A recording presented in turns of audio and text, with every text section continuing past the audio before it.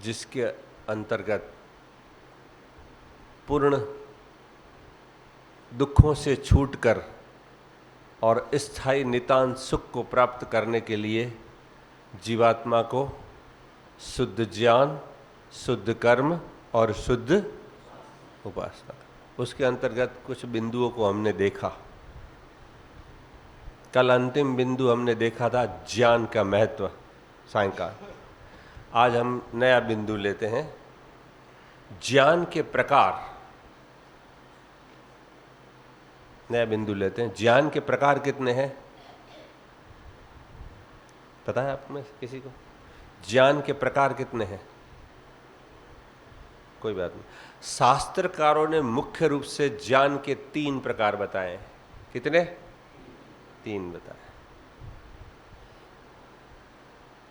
सबसे पहला शाब्दिक ज्ञान। कौन सा ज्ञान? शाब्दिक ज्ञान। दूसरा है आनुमानिक ज्ञान, अनुमान से पता लग जाता है, आनुमानिक ज्ञान। और तीसरा है प्रात्यक्षिक ज्ञान, प्रत्यक्ष जो दिखाई देता है। 3 प्रकार के ज्ञान बताए गए। शाब्दिक ज्ञान क्या होता है?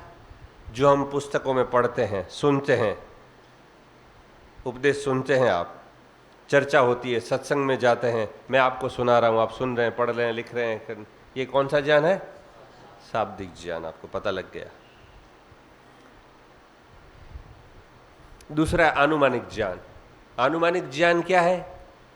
एक को देखकर दूसरे का अनुमान हो जाए, अर्थात शास्त्रीय भाषा में कहें तो लिंग को देखकर लिंगी का पता लग जाता है, उसको अनुमानिक ज्ञान कहते हैं। क्या कहते हैं? लिंग को देखकर लिंगी का पता लग जाता है, उसको अनुमानिक ज्ञान कहते हैं। जो हम विचार करके अनुमान लगाते हैं किसी वस्तु के विषय में, एक वस्तु को हमने देख लिया, सुन लिया, लेकिन अनुमान लगाते हैं। क्यों जी? धक धक धक धक होता है कि नहीं होता है? देखा कभी अंदर? लेकिन अनुमान है, दिल धड़कता है, हृदय है ना, लहू बहता है, हमने देखा नहीं अंदर, लेकिन अनुमान से लहू बहता है। ईश्वर ने सृष्टि की रचना की, हमने देखा नहीं है, लेकिन अनुमान से पता लग जाता है। लिंग को देखकर लिंगी का पता लग जाता है, उसको कहते हैं अनुमानिक ज्ञान। हमारा सबसे ज्यादा ज्ञान कौन सा है तीनों में से? शाब्दिक, अनुमानिक या प्रात्यक्षिक?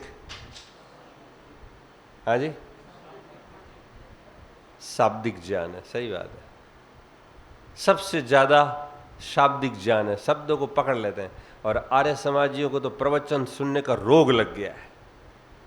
बस प्रवचन सुनते, बहुत उधर जाएंगे, ये विद्वान आया, उसको सुनते, उसको सुनते, करना कुछ नहीं है, सुनते। शाब्दिक ज्ञान बहुत है। और थोड़ा बहुत पढ़ लिख गया, सुने तो हमारी परीक्षा करते हैं, ऐसी झपट में आते हैं।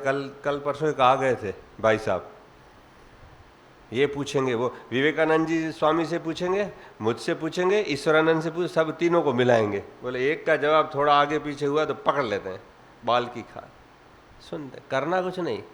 पूछो, हवन करते हैं, पंचमा ये जो होता है घर में कुछ, और पढ़ लेते हैं। ये शाब्दिक ज्ञान है। आर्य समाज के पास बहुत है शाब्दिक ज्ञान, करना कुछ नहीं है।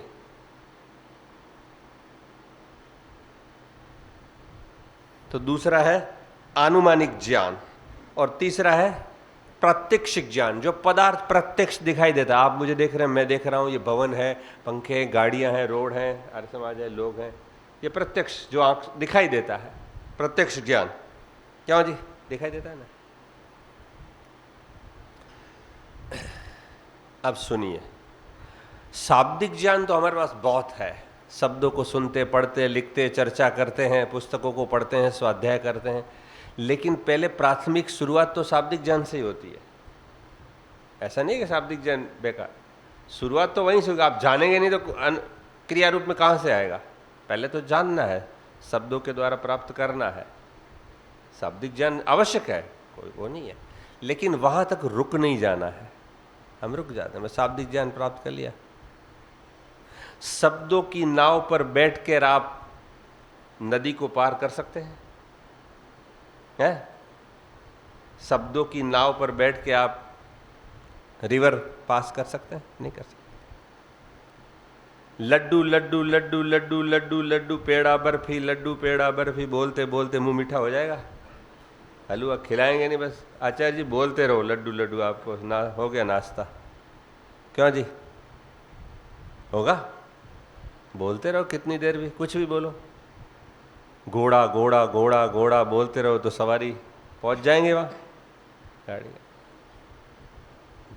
घोड़े को प्राप्त करना, पहले घोड़ा क्या वस्तु है, नाव क्या चीज है, लड्डू क्या चीज है, वो पहले जानना है। भाई ऐसे मस्त डालेंगे, इसमें आटा होगा, घी डालेंगे, ये डालेंगे, करेंगे तो लड्डू। शाब्दिक रूप से जानना है, लेकिन क्रिया रूप में जब तक नहीं करेंगे तो लड्डू हमारे पास आएगा नहीं। शाब्दिक ज्ञान महत्वपूर्ण है, लेकिन वहां तक हम रुक जाते हैं, बस जान लेते हैं, करना कुछ नहीं। और स्वामी दयानंद ने कहा ये करो वो करो, ये करो वो कहो। बताओ, कल भी मैं शाम को कह रहा था, स्वामी दयानंद ने लिखा प्रत्येक आर्य को अपनी आय का 10% दान करना चाहिए। कितने लोग करते हैं? मैं कोई रिटर्न देखने वाला नहीं हूं आपका, भरा होगा सबने, है क्या 30% करते हैं आप? है टैक्स देते, वो दान नहीं है। टैक्स का अलग लिखा स्वामी दयानंद ने, पढ़ना आप समोल्लास में। दान की बात करें निष्काम, भाई समाज के उपयोग के लिए। आप तो उल्टा देखो, पढ़ भी तो रहे हैं, उल्टा पढ़ रहे हैं। टैक्स देते हैं, टैक्स को सरकार, तो आपके लिए सरकार ये बिजली की, रोड की, मकानों की, गाड़ी की व्यवस्था करती है, उसके लिए देते हैं आप टैक्स। दान का मतलब अलग है। देखो अब व्यक्ति, आर्य समाज बड़े चालाक होते हैं, कहीं से न कहीं रास्ता ढूंढ लेते हैं, अपने आप को बचाए रखते हैं। स्वामी दयानंद ने लिखा अपनी आय का 10% दान करना चाहिए। कितने लोग करते हैं बताइए मुझे?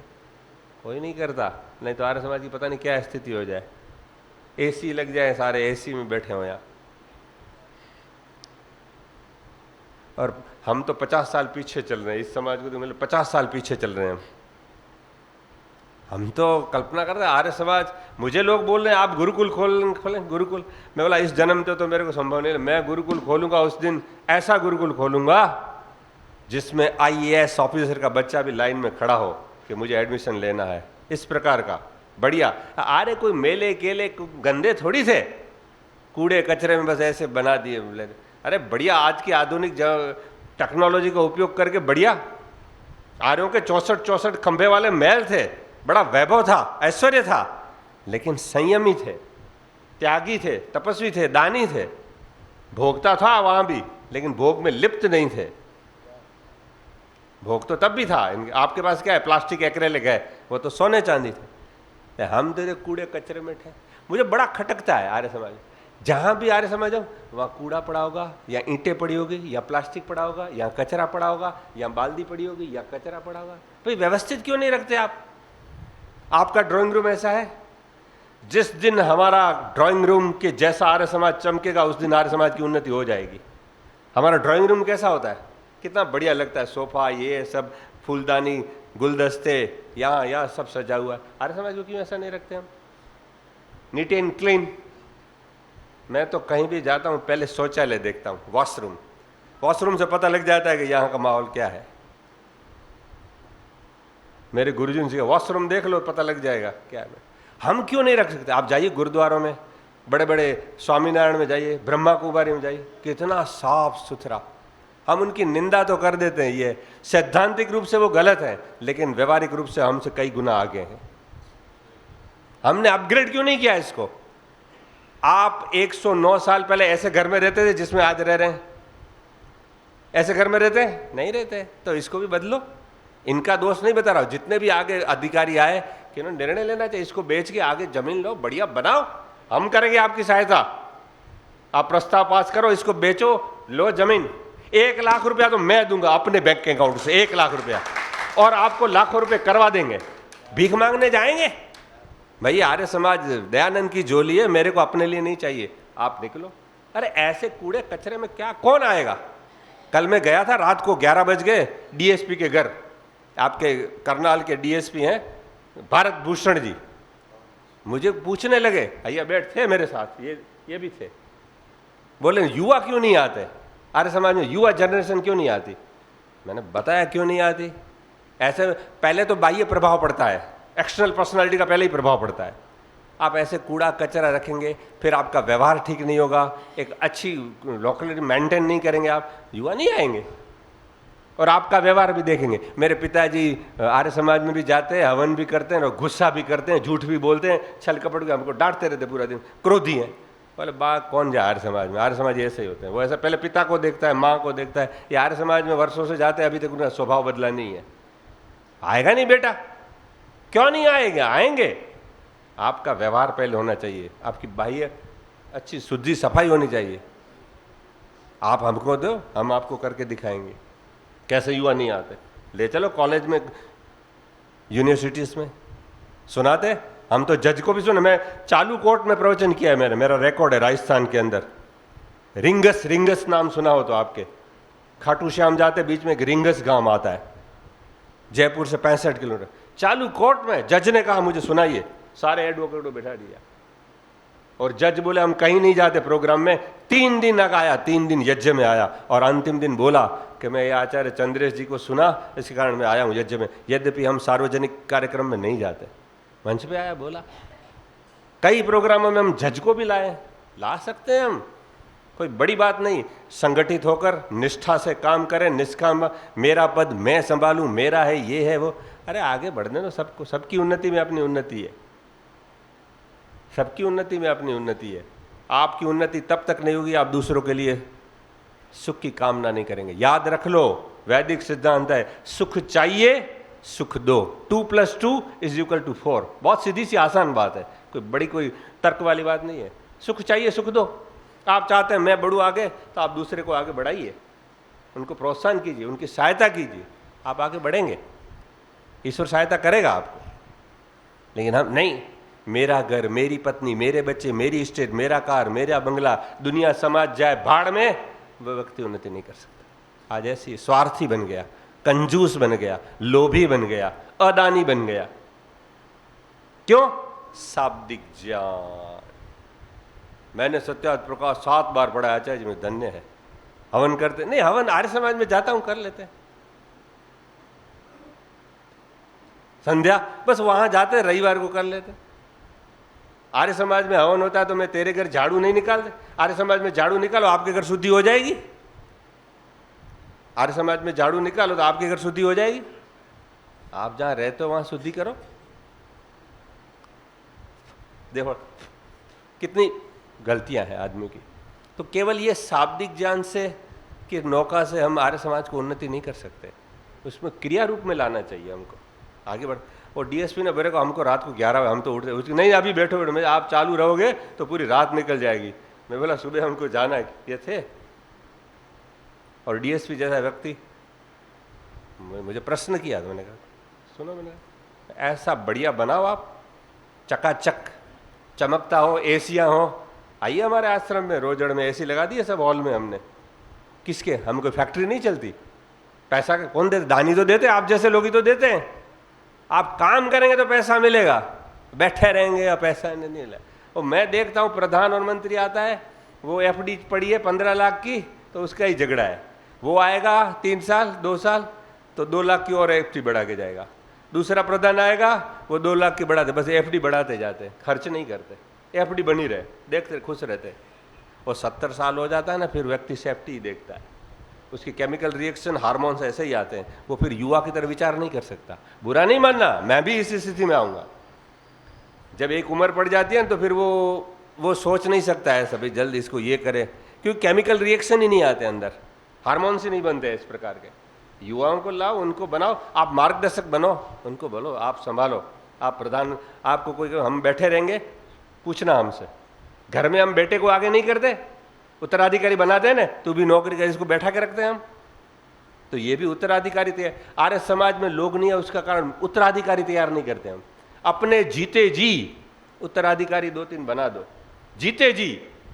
नहीं मेरे पीछे, मैं तो चाहता हूं मेरे पीछे 50 चंद्रेश दूसरे निकले, ऐसे 50 चंद्रस नहीं 100 चंद्रस निकले वो दुनिया को दंदना है, तभी तो हमारा जीवन सफल है।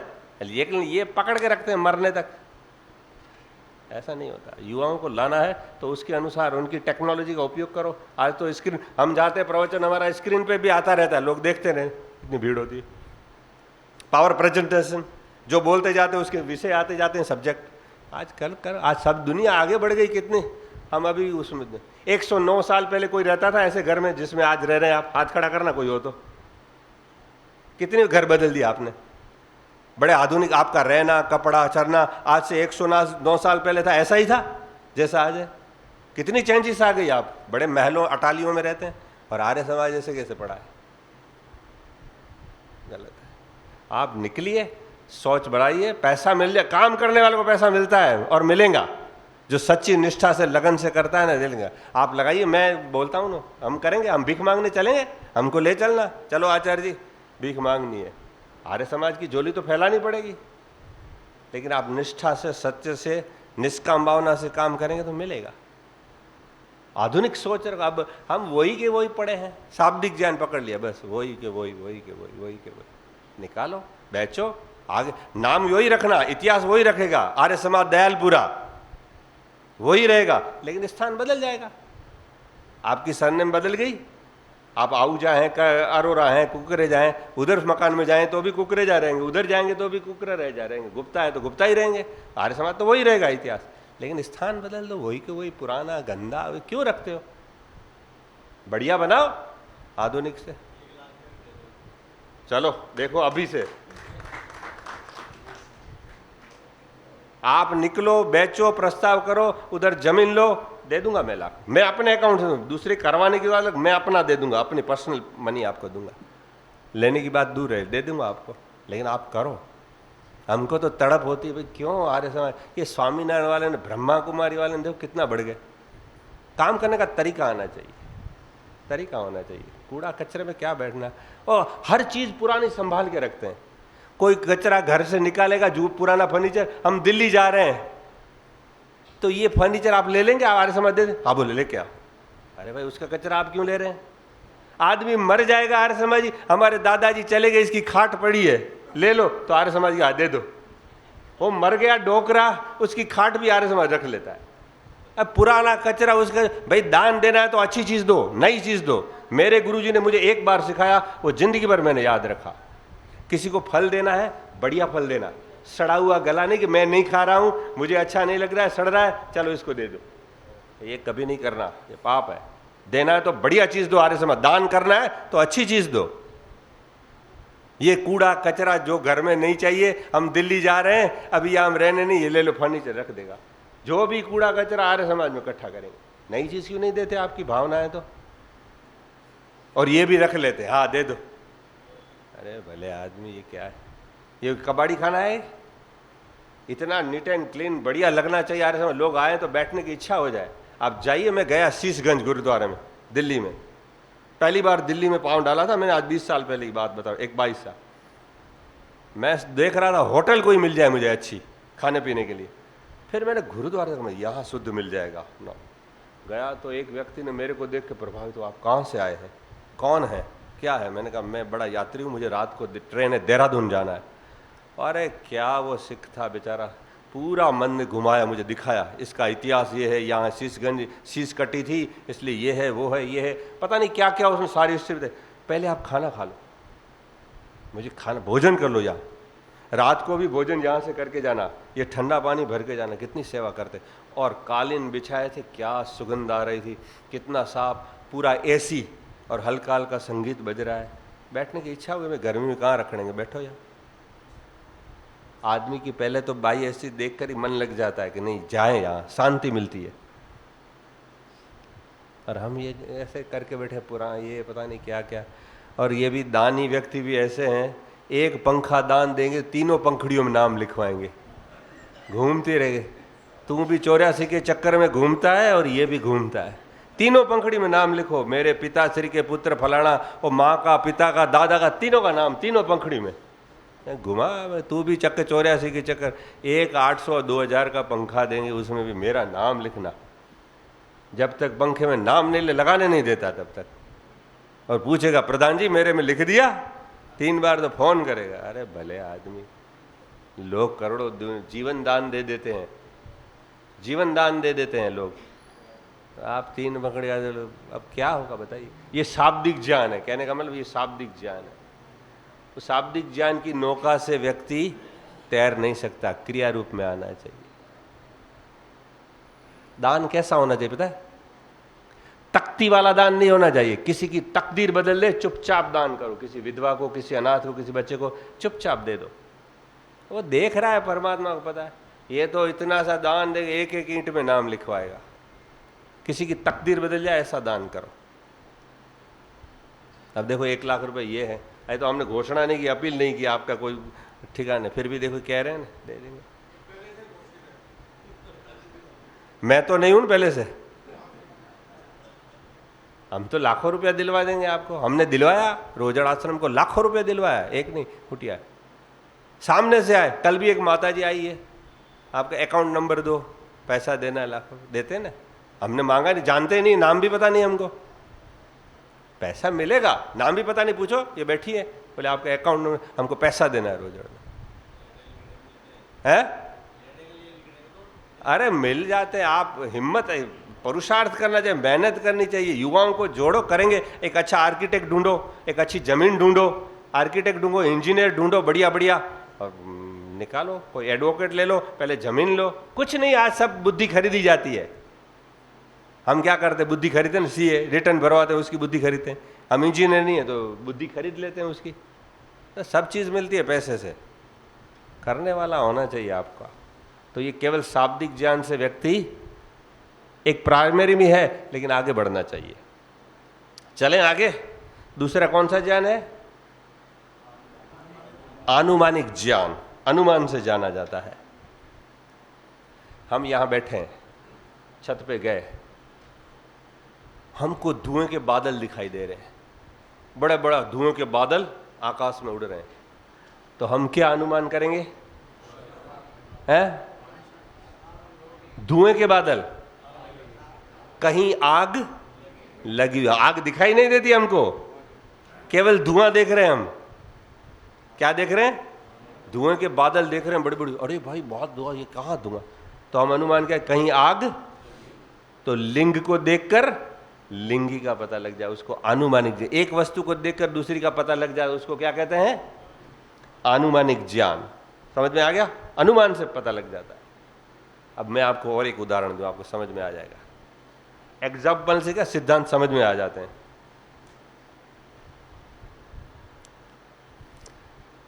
मैं करनाल में पहली बार आया हूं, इस धरती कर्ण की भूमि में पांव पहली बार रखा है। इसका सौभाग्य जाता है दयालपुर आर्य समाज को, जिसने पहले बुलाया था। ये हमारे प्रोफेसर आनंद सिंह जी ने, मुझे सब कंप्लीट हो गया, टिकट भी निकल गई थी, आना जाना सब प्रोग्राम, लेकिन लॉकडाउन लग गया है। प्रोफेसर आनंद सिंह जी ने पूरा सब प्रोग्राम था, टिकट विकेट भी हो गई थी, कि हमारा अप्रैल में प्रोग्राम था मेरे ख्याल से, और मार्च में लॉकडाउन लग गया, इसलिए हमारा कैंसिल हो गया। मैं यहां पहली बार आया हूं, बराबर। आप में से अधिकांश लोगों ने मुझे पहली बार देखा है। क्यों जी? कोई व्यक्ति है जिसने मुझे पहले देखा हो? आपने कहां? रोजड़ में है? प्रत्यक्ष की बात कर रहा हूं। अजमेर शिविर में, वो 1-2-4 व्यक्ति होंगे अजमेर शिविर में। अधिकांश व्यक्ति की बात कर रहा हूं मैं, लगभग अधिकांश, मेरे शब्द ये हैं, आगे लगभग भी है और अधिकांश। लगभग अधिकांश व्यक्तियों ने मुझे पहली बार देखा। क्यों बहन जी? पहली बार देखा ना है? तो मेरे पिताजी को देखने का तो प्रश्न ही नहीं है? उनको 32 वर्ष हो गए देहावसान हो। कितने? 1990 में उनका देहावसान हो गया। क्यों जी? जब मुझे ही आपने पहली बार देखा, मेरे पिताजी तो 32 वर्ष हो गए, उनका देहावसान हो गया, तो उसको देखने का प्रश्न ही नहीं है। लेकिन आप में से किसी की हिम्मत नहीं आप कह सकें कि आप बिना पिता के हैं। कह सकता है कोई मुझे कि आप बिना पिता, आपका कोई पिता नहीं है? क्यों? पुत्र को देखकर पिता का अनुमान, इसका कोई पिता होगा, इसका कोई पिता, भले हमने देखा नहीं है, अनुमान तो हो जाता है ना, इसका कोई पिता होगा। यह अनुमानिक ज्ञान है। इस माइक्रोफोन को बनते हुए हमने नहीं देखा फैक्ट्री में, देखा? तो हम ये नहीं कह सकते मैंने तो देखा नहीं कैसे बना। हजारों चीजें हम जिसका प्रयोग करते हैं हमने बनते हुए नहीं देखी है, लेकिन उसको बनाने वाला कोई हम मानते हैं कि नहीं मानते? इसको किसी ने बनाया है, किसी कारीगर ने। आज के साइंटिस्ट कहते हैं, आज के साइंटिस्ट किसी भी चीज का हम प्रयोग करते हैं वो चीज 20,000 व्यक्तियों के परिश्रम से, हाथ से गुजरकर हमारे पास आती है। कितने? 20,000 व्यक्तियों के हाथ से गुजरकर वो आती है। हम तो बस इजीली प्रयोग कर लेते हैं। इसके पीछे जो परिश्रम होता है 20,000, कम से कम 20,000 व्यक्तियों का परिश्रम होता है। तो यह अनुमानिक ज्ञान, पिता को देखकर पुत्र का, पुत्र को देखकर पिता का अनुमान हो जाए, इसका कोई पिता होगा। क्यों जी? हमने स्वामी दयानंद को नहीं देखा, देखा? आप में से किसी ने देखा है? कोई नहीं है अभी। राम और कृष्ण को देखा? तो किस आधार पर हम मान रहे हैं? अनुमानिक ज्ञान। हमारे इतिहास के, हमारे महापुरुषों के अनुमानिक ज्ञान हमने नहीं देखा। आपने अपने दादा के दादा को भी नहीं देखा होगा, देखा? नहीं देखा। हम तीसरी, तो हम मान रहे हैं ना, ये है। ये सब क्या है? अनुमानिक ज्ञान। लिंग को देखकर लिंग का पता लग जाए, एक वस्तु को देखकर दूसरे का अनुमान हो जाता है। अंतिम तीसरा कौन सा है? प्रात्यक्षिक ज्ञान, जो प्रत्यक्ष दिखाई देता है। आप मुझे देख रहे हैं, मैं आपको देख रहा हूं। क्यों जी? प्रत्यक्ष हो रहा है ना, ये प्रत्यक्ष ज्ञान। और प्रत्यक्ष ज्ञान किससे होता है? किससे होता है? आंखों से। सुनिए, केवल आंखों से नहीं होता, पांचों इंद्रियों से प्रत्यक्ष होता है। केवल आंखों से तो रूप वाली चीज दिखाई देगी, आंख से तो जिसमें रूप है वो दिखाई देगा। क्यों जी? और जिसमें रूप नहीं वो आंखों से थोड़ी दिखाई देगा। ये हमारी रानी बहन जी ने समझ लो बढ़िया खीर बनाई है।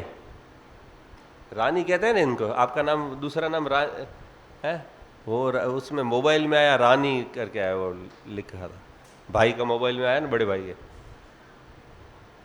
इन्होंने खीर बनाई बढ़िया, बहन जी ने, बढ़िया स्वादिष्ट मीठी थी। कल भी खीर खाई ना, वो डीएसपी की घर, बढ़िया। तो खीर अच्छी बढ़िया बनी है, स्वादिष्ट, पता कैसे लगेगा? आंखों से पता लगेगा। तो क्या कहते हैं?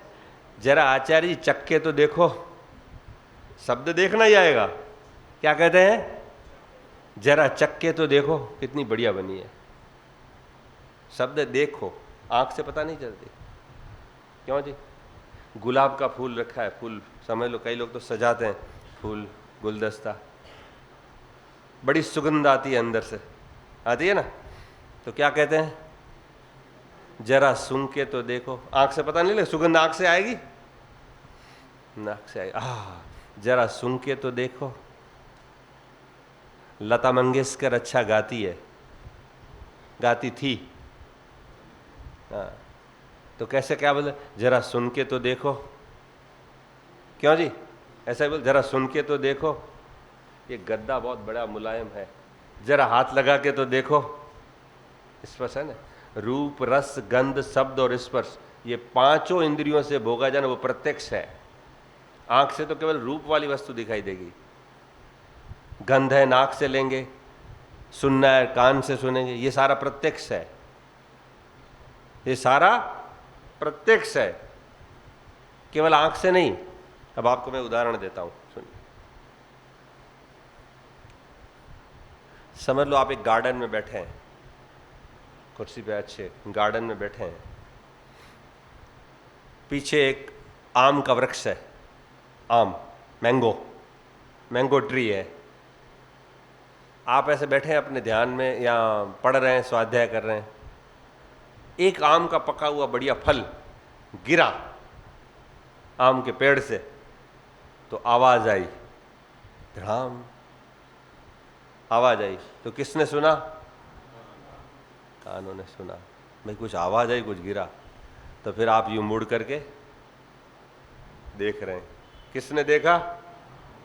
हाँ, ये तो आम गिरा है। क्या है?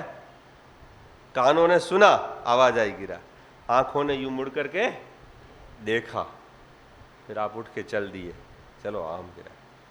हाथों से स्पर्श किया, आंखों से देखा, हाँ ये तो पका हुआ है, बढ़िया है, पका हुआ है। फिर हाथ से उठाया, बढ़िया, हाथों से स्पर्श किया, फिर नाक के आगे ले गए, नाक ने सूंघा, हाँ ये तो मीठा है, और यहां आ जाता है तो फिर 2 इंच नीचे भी, यहां आ जाता है तो फिर 2 इंच नीचे भी आ जाता है ना।